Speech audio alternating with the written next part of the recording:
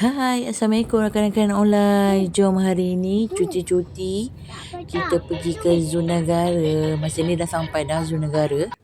Okey, time ni Mama pergi pada hari Khamis. Tak silap Mama jatuh pada hari cuti Sultan Selangor. Selangor cuti lah. Kalau dekat KL kerja lah. Time ni ingat tak ramai orang tapi boleh tahan lah juga.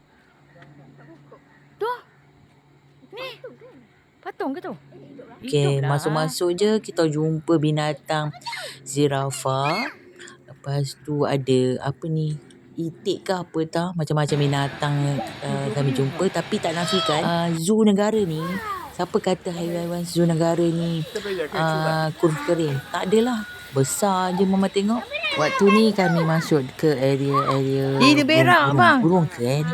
Macam tu lah. Tengok masuk ni agak bau sikit. Lepas tu kami masuk ke area ayam-ayam. Besarnya ayam ni. Lepas tu ayam ni gemuk-gemuk kau. Seronok lah Zoo Negara ni. Tak macam dulu masa saya ingat Mama lagi lah.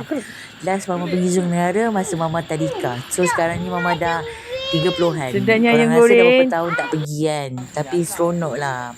Anak-anak seronok. Mak bapak pun seronok. Mama pun tak tahu nak cakap apa. Korang enjoy lah dengan video Mama ni Tak, siapa kata singa ke harimau dekat Zoo Negara kurus kering?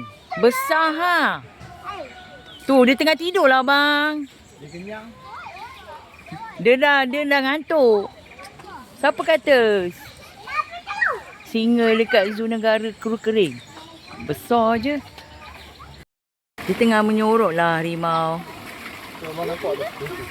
Nampak tu. Kepala. Tu nampak tu. Nampak tak tu? Nampak tak? Mana? Wow. Itulah.